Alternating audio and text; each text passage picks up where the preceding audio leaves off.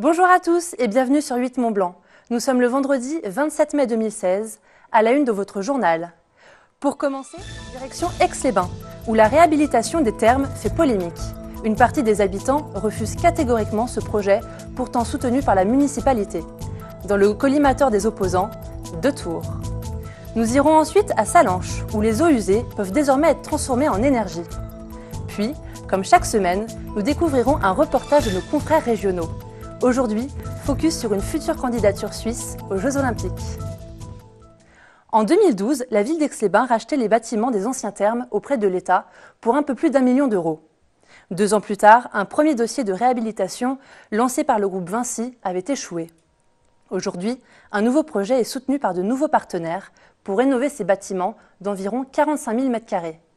Un projet qui provoque la colère des habitants. Julie Marchand. Il y a 2 mois, des photos de la maquette du plan de rénovation des anciens thermes d'Aix-les-Bains sortent dans la presse. On peut y voir 2 tours qui surplombent les constructions. 2 tours qui ne plaisent pas du tout à une partie de la population aixoise.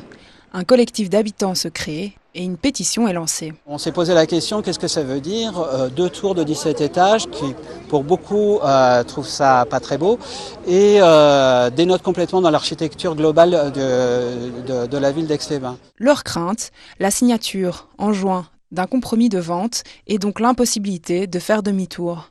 Le maire de la ville, Dominique Dor, se veut rassurant. Ce qui sera figé le mois prochain, c'est seulement l'engagement de la mairie à ne travailler qu'avec le groupe piloté par la SAS, ou Société d'aménagement de Savoie, jusqu'à ce que les permis de construire soient déposés et le projet validé en 2017. Ce qui n'est pas négociable, si vous voulez, c'est l'équilibre financier de l'opération. Pour rénover le bas et créer un parking qui permette de le faire vivre, il faut 60 millions d'euros. Bon. Et donc, la contrepartie de ces 60 millions d'euros, comme je ne peux pas d'ailleurs les financer sur la ville, c'est un groupement privé qui doit les prendre en compte, et ils me disent, moi, je vous le fais, mais il faut me laisser construire 200 logements. Ce qui n'est pas négociable, c'est 200 logements, mais ce qui est négociable, c'est où, comment, sous quelle forme.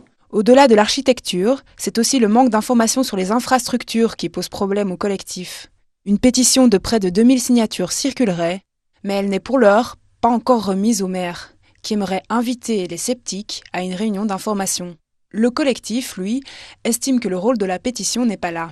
Le problème n'est pas qu'il y ait une concertation entre les gens qui ne sont pas contents et les gens qui mènent le projet à bien. Le problème est d'avoir une concertation avec les gens, le public en général. Qui dit concertation ne dit pas information, dit échange de points de vue et voir comment on construit quelque chose ensemble. Les Aixois, ce qui les intéresse, c'est d'avoir leur mot à dire sur un projet aussi important. La mairie n'est pas seule à prendre des décisions quant à l'esthétique du projet, puisque les lieux de la future construction sont inscrits à l'inventaire des monuments historiques. D'où l'urgence, selon Dominique Dor, car le but premier de cette opération est de préserver ce patrimoine. Si le projet actuel est mené à bien, la fin des travaux est prévue pour 2022. Comme je vous le disais, la ville de Sallanches a souhaité moderniser son usine de traitement des eaux, qui peut désormais produire du biogaz. On le sait, la pollution est un problème récurrent dans la vallée. D'ailleurs, ce dimanche, une manifestation est organisée de la part d'un mouvement proche des Verts. Alors, cette expérience permettra-t-elle d'atténuer la colère des habitants? Réponse avec Alexis-Olivier Sbriglio. À Sallanches, c'est désormais une réalité. À partir des eaux d'égout, on produit de l'énergie. 500 000 € d'investissement et des élus qui sont allés voir les installations. Pour un ancien professionnel, du bon travail. Et ça, c'est formidable. Ouais. Et ça, c'est primordial. Notre syndicat date d'environ plus d'une dizaine d'années. Et là, c'était l'opportunité d'augmenter le rendement avec cette cogénération. Alors, ce nouvel équipement est-il capable de produire plus d'énergie quand on en a besoin, c'est-à-dire l'hiver, ou plutôt en hors-saison? Bien entendu, la fréquentation des chalets n'est pas la même au mois de février ou au mois d'octobre. Alors comment peut-on faire, sachant que l'énergie ne se stocke pas? Oui, bien entendu, surtout les périodes touristiques d'hiver, février, Noël. On a beaucoup de monde sur les stations de sport d'hiver, Combloux, demi-quartier.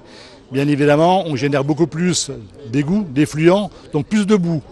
Par contre, on a des températures relativement basses. Donc automatiquement, on va déjà concentrer notre électricité pour chauffer nos digesteurs, notre digesteur, et puis le surplus sera effectivement transformé en électricité. Cette démarche éco-citoyenne n'est pas neutre. Rappelons qu'en plein hiver, la vallée de l'Arve est susceptible d'être polluée. Des manifestations régulières ont lieu de la part des habitants. Alors ces élus gesticulent-ils ou il y a vraiment une prise de conscience ? Et je pense que le premier PPA de la vallée de l'Arve a été quand même quelque chose qui a été travaillé. Il y a un deuxième PPA à faire.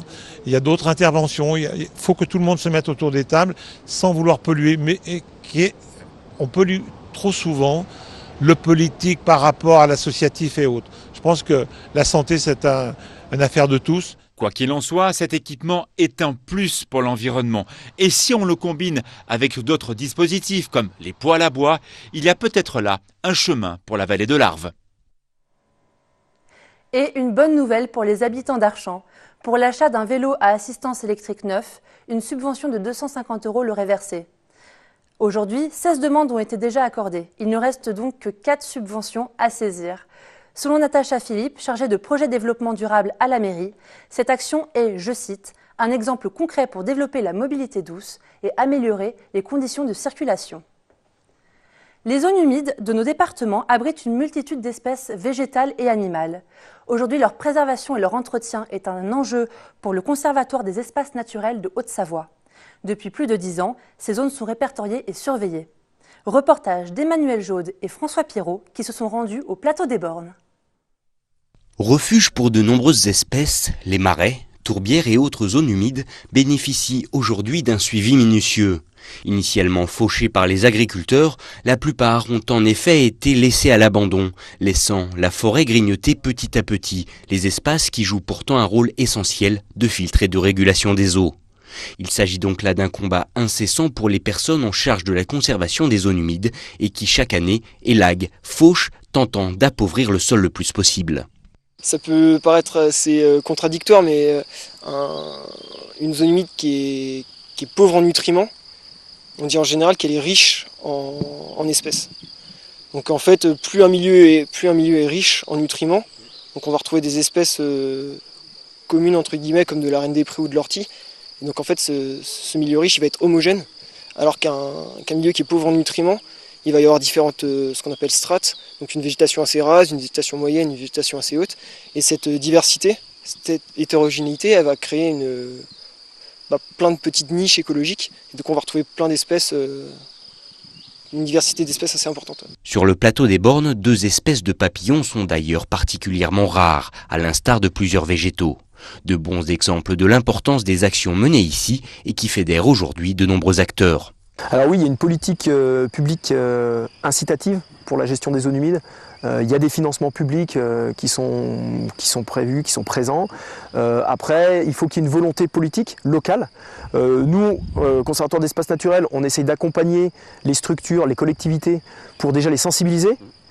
Quand ils sont sensibilisés, qu'ils veulent mener de l'action, on les accompagne techniquement pour qui travaillent sur des actions favorables aux zones humides. Et puis, il y a des aides du conseil départemental, de l'agence de l'eau qui sont là aussi pour accompagner tout ça. Plusieurs visites sont d'ailleurs également organisées pour désormais sensibiliser la population locale à ces enjeux trop peu connus. Toutes les informations sont d'ailleurs disponibles sur le site internet du Conservatoire des espaces naturels de Haute-Savoie. C'est l'heure de notre rubrique « Regarde ailleurs », direction la Suisse avec nos confrères de la télé. La Suisse occidentale a décidé de se lancer dans une candidature pour les Jeux olympiques d'hiver de 2026. Ce projet est initié par les milieux économiques. Loïc Refait, de nos confrères de la télé.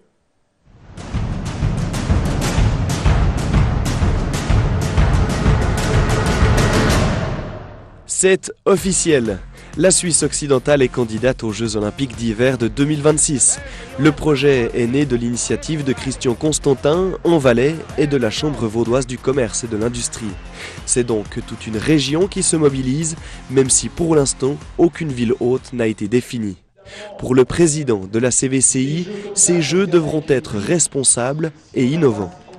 On travaille beaucoup avec les universités et les PFL sur tous ces sujets.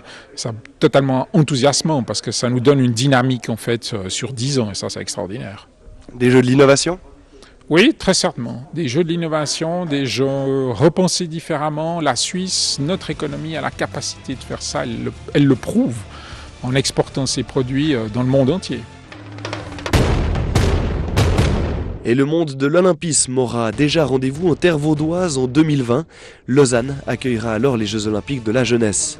Pour le chef du service des sports du canton, cette candidature reste une chance de développement pour l'ensemble de la région. C'est quand même l'opportunité de redynamiser le tourisme, de favoriser l'économie, de favoriser une politique publique du sport, de relancer les sports d'hiver. Et puis accessoirement, dans le canton de Vaud et particulièrement à la ville de Lausanne, il y a une politique du sport international que nous développons depuis une quinzaine d'années. Et quel événement plus prestigieux pour faire parler de Lausanne en tant que capitale olympique que d'accueillir les Jeux olympiques? Il n'y en a pas. Les prochaines étapes majeures du projet sont déjà connues. Après la remise du dossier en fin d'année, l'heure sera au choix l'été prochain. Cette candidature occidentale sera opposée à l'alliance Zurich-Les Grisons. Il n'en restera qu'un avant l'élection de la ville haute en 2019. Cela peut encore paraître lointain, mais pour la skieuse villardou Charlotte Chable, ces JO à la maison auraient une dimension véritablement unique. Moi, j'aimerais skier le plus longtemps possible, donc j'aimerais vraiment y être là-bas. Puis je pense courir devant le public suisse, déjà quand il y a des courses, quand il y a eu les finales à Saint-Moritz cette année, l'année prochaine avec les mondiaux, c'est différent de courir à la maison que de courir à l'étranger. Et je pense de faire des jeux ici, ça serait pour tous les athlètes suisses quelque chose d'incroyable. Vous y croyez en cette candidature ? Oui. À noter que l'initiateur du projet côté valaisan, Christian Constantin, n'était pas présent ce jeudi matin. Les autorités lausannoises n'ont quant à elles pas souhaité s'exprimer sur cette candidature. À l'avenir, la nomination de la ville haute pourrait attiser les convoitises. Et c'est la fin de votre journal. Merci de l'avoir suivi. L'équipe de 8 Mont Blanc vous souhaite un très bon week-end. À bientôt!